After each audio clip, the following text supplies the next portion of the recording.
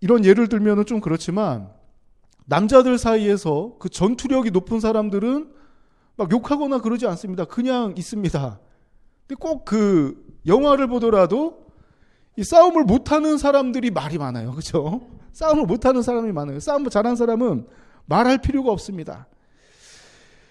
자, 이 잠잠할 수 있다는 것은 내가 그만큼 힘이 있다는 거예요. 외적으로나 내적으로나 어느 정도 성장하고 어느 정도 힘이 있기 때문에 어떤 일이 있더라도 그 웬만해서는 흔들리지 않는다는 것입니다. 자, 이 아이를 키운다는 것은 이 정말 힘든 일이죠. 우리가 결혼하기 전까지는, 또 자녀가 태어나기 전까지는 아이들을 안고 있으면 마냥 행복할 것 같고, 또 밥을 줘서 먹어 그러면 잘 받아 먹을 것 같아요. 이리 와 그러면 이리 왔고, 앉아 그러면 앉을 것 같습니다. 이제 자자 하면은 잘 것 같아요.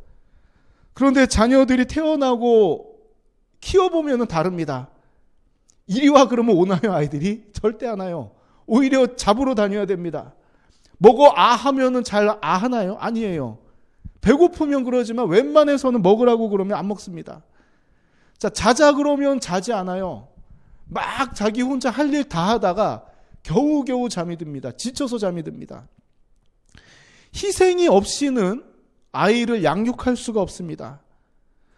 자, 자녀를 키운다는 게 이렇게 힘들고 어렵지만, 그러나 우리 부모님들이 자녀를 볼 때 이 왼수 같은 이런 생각이 안 듭니다.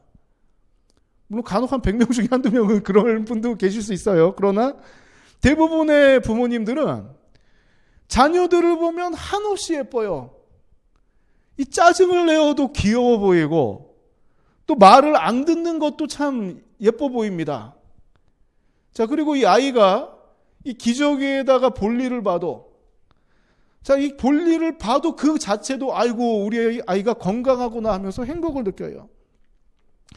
성장하는 아이들을 볼 때 이 아이가 티격태격하기도 하고 때로는 나와 다투기도 하지만 이 자녀를 생각할 때마다 힘을 얻습니다. 왜냐하면 자녀를 향한 사랑이 있기 때문에 가능한 것이에요. 자, 하나님께서 우리를 사랑하시는 것도 마찬가지입니다. 내가 완벽하고 내가 완전해서가 아니라, 또 하나님 앞에 내가 무언가를 잘해서가 아니라, 내가 때로는 부족하고 넘어지기도 하고 가끔은 큰 실수를 할지라도 자녀된 우리를 하나님께서는 끝까지 사랑하신다는 거예요. 시편 62편은 이 다윗이 사랑하는 아들들이 있었습니다. 사무엘하 13장부터 다윗의 가정에 큰 환란이 닥쳐와요. 자기 아들들끼리 싸우고 죽이고 합니다. 자, 그 중에 가장 이 아름다웠던 왕자가 있었어요. 압살롬이라는 왕자가 있었는데, 이 사무엘하 15장에 압살롬이 반역을 해서 이 다윗이 도망하는 장면이 나옵니다. 이 시편 62편은 압살롬이 쿠데타에 성공을 해서 다윗이 도망했던 그 위기의 상황에서 다윗이 노래한 내용이에요. 자, 얼마나 이 비참합니까? 끔찍하죠. 내가 사랑하는 자녀, 내가 희생해서 키우고 이 자녀를 왕자의 자리까지 앉혀놨는데, 이 자녀는 나의 등에 칼을 꼽는 이 상황, 참 내가 세상적인 힘을 넘어서서 내적으로 얼마나 힘들겠습니까? 자, 이때 다윗은 절체절명의 이 위기 가운데 하나님만 바라보았던 다윗의 마음을 이 시편 62편은 잘 표현하고 있습니다. 우리 오늘 읽었던 부분인데 1절 부분 같이 한번 읽어봅시다. 같이 읽겠습니다. 나의 영혼이 잠잠히 하나님만 바라며 나의 구원이 그에게서 나오는도다. 아멘. 자, 이 62편 1절 맨 앞에는 이 아크라는 단어가 있어요. 아크, 히브리어로 아크라는 단어가 있는데, 자, 이 단어의 뜻은 오직, 확실히, 분명이라는 뜻입니다. 자, 이게 또 어디도 나오냐면 62편 2절에도 오직 주만이 나의 반석이시오, 나의 구원이시오, 요새이시오 할 때 그 오직으로 번역했던 단어가 바로 이 아크라는 단어예요. 자, 그래서 이 단어를 보고 히브리어 성경을 보니까 62편 1절이 참 재밌더라고요. 여기에는 히브리어로 봤을 때 동사가 하나도 안 들어갑니다. 내가 뭔가를 했다가 안 들어가고 시편 62편 1절이 해석하기가 굉장히 난해한 그 본문 중에 하나인데, 왜냐하면 동사가 없고 시기 때문에 이거를 각 나라의 언어로 이 시적으로 표현하기가 굉장히 어려운 부분이에요. 그래서 이 부분을 이 직역을 하면, 히브리어 성경에 나온 대로 직역을 하면 이렇습니다. 오직 하나님으로부터 침묵, 나의 영혼, 그로부터 나의 구원.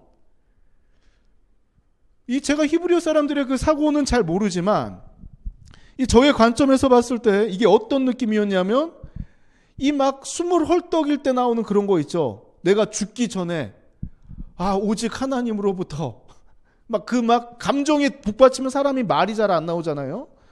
꼭 그때 느낌이 들더라고요. 제가 볼 때는. 그러나 다윗의 마음에는 분명한 게 있습니다. 오직 하나님으로부터예요. 오직 하나님으로부터. 그리고 나는 잠잠할 수 있다. 침묵. 그리고 나의 영혼은 그로부터 나의 구원이 나온다는 것이에요. 이 다윗은 오로지 하나님만 바라보는 자신의 영혼 상태와 하나님 외에는 어디서도 구원이 나올 수 없다는 확고한 신앙을 갖고 있었습니다.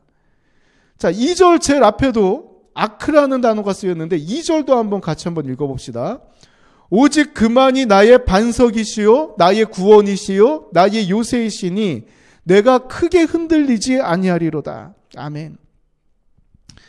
자, 여기서는 오직 나의 영혼이 하나님으로부터 이 구원이 임한다.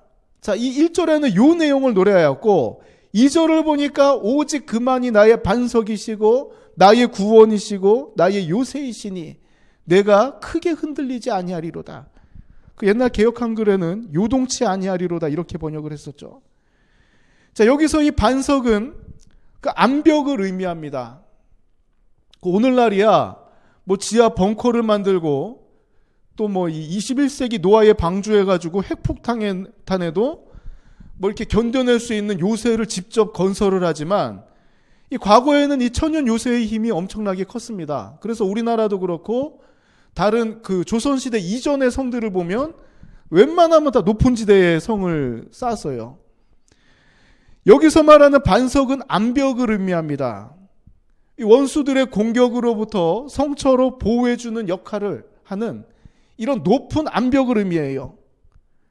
또 이 구원이라는 단어는 그 히브리어로 예슈아, 여호수아라는 이름 자체가 구원이라는 뜻인데, 자, 이 구원이라는 이 단어 안에는 뭐가 포함이 되어 있냐면 승리와 번영까지 포함되어 있는 단어입니다. 자, 그리고 또 이 뒤에 나오는 이 요새라는 표현은 이 낭떠러지 같이 높거나 사람들이 접근하기 힘든 장소를 뜻해요. 자, 그렇다면 요 2절의 구조를 잘 봅시다. 다윗이 시를 노래할 때 이 구원은 가운데 있고 좌우에 있고 반석과 요새가 있는 느낌이에요. 그래서 요거를 제가 그림으로 그려봤는데 딱 요런 느낌입니다. 내 구원이 있는 이유는 한쪽에서는 반석이 이 화살표를 어려움이라고 칩시다. 반석 같은 하나님, 나의 반석이신 하나님이 이 어려움을 막고 있고, 또 요새 같은 하나님이 나를 둘러쳐서 나를 보호하고 있기 때문에 나는 승리하고 나는 번영하고 나는 구원을 얻는다는 표현이 바로 2절의 표현입니다. 자, 우리 하나님이 여러분의 삶에도 함께 계십니다. 다윗은 이것을 철저하게 믿었어요. 압살롬이 반역을 해서 도망치는 와중에도 내가 누구에게 하소연을 해서 군사 좀 보내달라거나 다른 나라의 다윗과 무역했던 히람 같은 사람들, 아니면 다른 외부의 강대국에 요청을 해서 진압군을 보내달라고 하소연하지 않습니다. 오직 구원은 하나님께 있다고 고백한 이후에 간절히 하나님께 기도하며 다윗은 오히려 그 자리를 도망을 칩니다. 세상적으로 봤을 때는 완전히 패배하고 끔찍한 현실이에요. 그러나 다윗은 도망치는 와중에도 이 신앙의 끈을 놓지 않습니다. 하나님께서 나의 구원이시고 반석이시고 요새이시다. 또 내가 잠잠히 하나님만 바라볼 때, 내가 세상을 향해서 호소하는 것이 아니라 이 상황 속에서도 끝까지 하나님을 붙들고 있을 때 하나님께서 나를 구원하실 것이라는 확신이 있습니다. 내가 이런 유혹과 시험 속에서도 흔들리지 않는 이유는 하나님께서 나와 함께 하심을 믿기 때문이라는 것이에요.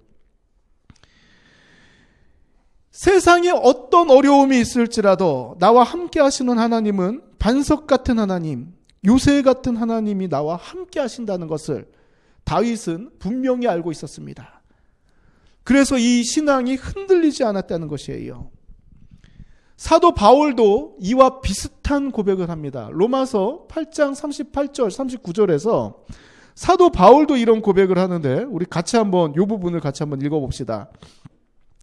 내가 확신하노니 사망이나 생명이나 천사들이나 권세자들이나 현재일이나 장래일이나 능력이나 높음이나 기쁨이나 다른 어떤 피조물이라도 우리를 우리 주 그리스도 예수 안에 있는 하나님의 사랑에서 끊을 수 없으리라. 아멘. 이 바울의 표현도 굉장하죠. 자, 사망이건 생명이건, 자, 영적으로 천사들이건 권세자들이건, 또 현재 내가 겪고 있는 일이건 앞으로 닥쳐올 일이건, 또 어떤 능력, 또 어떤 권세, 높음이나 기쁨이나 다른 어떤 피조물이라도 우리를 우리 주 그리스도 예수 안에 있는 하나님의 사랑에서 절대로 끊을 수 없다고 합니다. 이거는 이중적인 표현이에요. 하나님께서 나를 사랑하시는 그 사랑하고 내가 하나님을 사랑하는 그 사랑을 동시에 표현하고 있습니다. 세상에 어떤 어려움이 있더라도 우리는 이 사랑 가운데 끊어질 수 없다는 것이 바로 바울의 표현입니다. 이 우리가 삶의 현실에 부딪혔을 때 참 신앙을 지키기가 어려운 때가 종종 있습니다. 이 두 가지, 이 좌우로 치우치지 말라는 것이 두 가지죠. 한쪽으로는 너무나도 달콤한 유혹이 있을 때 우리는 신앙의 끈을 놓아버리는 경우가 있어요. 자, 이것이 세상적으로 너무나도 완벽해 보이고 너무나도 대단해 보여서 신앙을 종종 내려놓을 때가 있습니다. 자, 이것도 사랑한다고 말할 수는 없어요. 그렇죠? 그 반대로 너무나도 어려워서 신앙의 끈을 놓을 때가 있습니다. 아이고, 더 이상 못 버티겠다 하고 신앙의 끈을 놓을 때가 있어요. 자, 우리가 이 사랑한다는 것은 어떤 표현입니까? 사랑이라는 건 좋을 때만 함께하는 것은 사랑이 아닙니다. 내가 정말 잘 나가고 내가 평안하고 내가 힘이 있을 때 나와 함께하는 사람들, 물론 진실한 사랑으로 비춰질 수도 있어요. 하지만 이거를 우리는 사랑이라고 하지 않습니다. 내가 어렵고 아무것도 없을 때도 나와 함께하는 사람, 내가 좋을 때나 힘들 때나 끝까지 옆에 함께하는 사람을 사랑이라 그래요. 그래서 우리 가족 간의 이 사랑이 정말 끈끈한 이유가 10년, 20년, 30년 좋을 때나 나쁠 때나 끝까지 함께 해왔기 때문에 그 사랑의 끈이, 가정의 끈이 대단한 것입니다. 사람과 사람과의 관계에서도 마찬가지예요. 친구들이 우리가 다른 사람들보다도 친구에게 더 정이 가고 마음이 가는 이유가 이 친구가 나와 힘들 때 내게 힘이 되어진 친구, 끝까지 내가 힘들 때 부르더라도 함께 밥 먹을 수 있는 친구, 이거는 대단한 친구입니다. 좋을 때는 내가 굳이 사귀자고 안 하더라도 사람의 주변의 사람들이 같이 함께 동행하는 사람들이 많아요. 하나님을 향한 사랑도 마찬가지입니다. 내 마음이 평안하고 내가 뭔가가 행복해서 하나님 앞에 신앙생활을 한다. 얼마든지 할 수 있습니다. 그러나 내가 정말 예수 믿기 힘들 때 신앙을 지키는 것, 이거는 엄청난 사랑이라는 거예요. 정말 대단한 신앙입니다. 우리가 부흥회나 사람들이 많이 모여있는 집회에 가서 은혜를 받지 못하는 사람은 거의 없을 겁니다. 사람들이 나같이 뜨겁게 찬양할 때 그곳에서 찬양할 수 없는 사람은 없을 거예요. 분위기가 그렇다면 누구나도 찬양하고 뜨겁게 하나님을 찾습니다. 그렇게 좋은 분위기에서 하나님을 예배하는 것, 누구나 얼마든지 할 수 있습니다. 그러나 어렵고 힘든 환경 가운데서 하나님을 찾고 하나님을 찬양하는 것, 진정한 사랑의 체험이 없이는 불가능하다고 생각을 합니다. 하나님께 정말 은혜를 받고 하나님의 사랑을 체험한 자만이 어렵고 힘든 상황 속에서도 끝까지 오늘 본문에 나온 다윗과도 같이 흔들리지 않고 하나님을 찾고 하나님의 구원을 노래할 수 있다는 것입니다. 끝까지 하나님을 믿고 의지하였던 다윗은 다시 왕권을 되찾게 됩니다.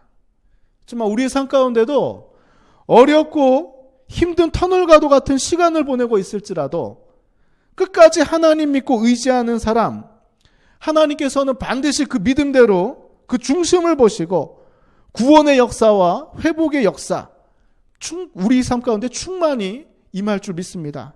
자, 우리 마지막으로 우리 시편 62편 1절 2절 말씀 읽고 오늘 말씀 마치도록 하겠습니다. 같이 한번 읽어봅시다. 나의 영혼이 잠잠히 하나님만 바라며 나의 구원이 그에게서 나오는도다.